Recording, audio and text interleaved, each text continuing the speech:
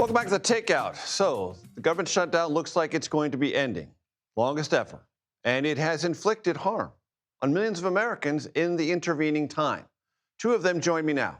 Imelda Avila-Thomas, furloughed employee for the Department of Labor. Wendy Hoe, recipient of Supplemental Nutrition Assistance Program benefits. That's known as SNAP.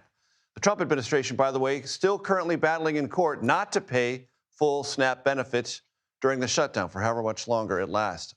Imelda, thank you so much for joining us. Walk me through what this shutdown has meant for your life personally.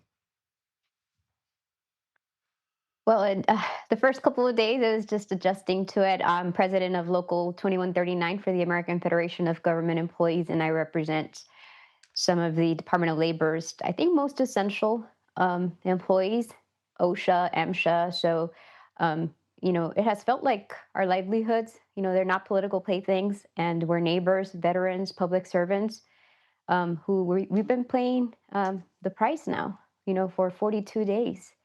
What felt like a few days just turned into weeks and months, and it's just uncertainty, definitely. And no paycheck, right? No paycheck. And what has that meant for you as you've tried to make ends meet in this period of time of, as you just described it, massive uncertainty? It has created definitely a shift in my family. And, there was a lot of, during my first couple of conversations, the judging of, well, you should know better, there should be savings. And the reality is, yes, of course we do, but I shouldn't have to go into debt because of something that I didn't cause. And, ideally, it would be, I'm available, I'm willing. We've been wanting to go back to work from day one because we know how deep this affects the American people. The services we provide are essential, and us not being at work is just the backlog that's waiting for us. And each day that we go without being there available for the American public is just such harm. Imelda, you're joining me from San Antonio. Wendy, I want to talk to you. You're joining us from New York City. SNAP benefits, something you and your family rely upon. Walk me through what their absence has meant for you day to day. It's been very difficult. I'm retired, so my Social Security that I usually pay my bills with, we had to, some bills had to go unpaid so we could eat. I mean, fortunately, I have other means. My children are older, and they both work, so they helped me also. But it was still a traumatic experience because everything I take from them, they have a budget as well as I have a budget. So it affected their budget as well. And listening to the young lady, I'm really upset that someone would even say, oh, you should have savings.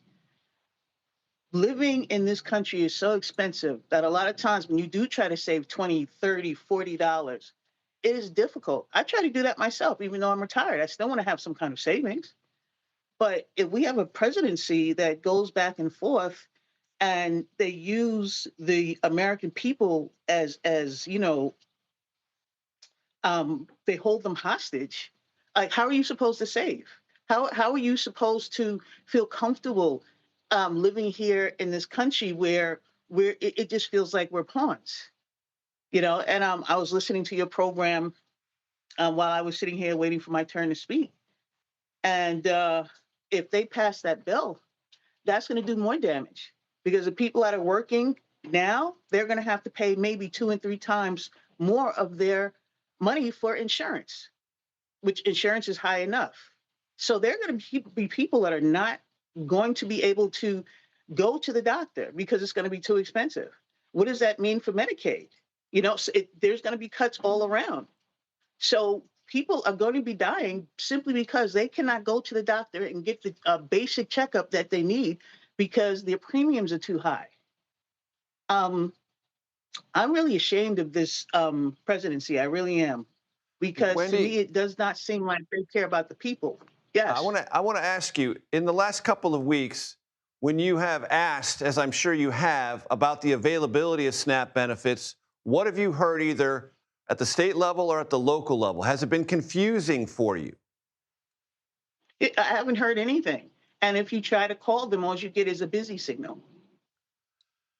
Oh, well, all right, It's like there's nobody there. there's no life hack for a busy signal, in case anyone's curious No, about that. exactly. Imelda, for you and your colleagues, you are anticipating, I presume, the shutdown ending and receiving back pay. Does that remedy this situation? Well, we'll be thankful for it. However, for some, it's a little too late. They've had to go to work without that pay, so a lot of them had to borrow money. We have people working without getting paid, parking, tolls, and things of that nature. So while it's, we're grateful for it, and we were promised that when we were furloughed, it's a little late for some of these people. I myself went to a food bank and I helped some of my coworkers, and I never thought I'd be at that, in that place. I want to be providing assistance, not taking assistance from others. But that's where I was at. So, that's unfortunate. Imelda Avila-Thomas, Wendy Hoe, thank you very much for your voices, your perspective, and I hope you get on the other side of this just as rapidly as possible. Thanks for your time.